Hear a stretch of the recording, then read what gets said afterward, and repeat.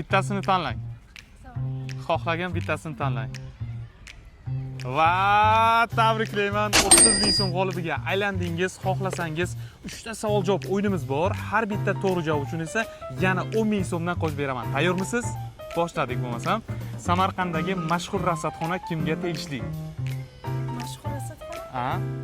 Topolmadik va ikkinchi savolimiz, dunyodagi eng katta orol qaysi? Eng katta orol? Ha. Madagaskar. Afsuski buni ham topa olmadingiz va uchinchi savolimiz, suv necha gradusga qaynaydi? 100 gradusda qaynaydi va nihoyat bitta to'g'ri javob va 30 ming so'm g'olibiga aylandingiz. Opchi 40 ming so'm.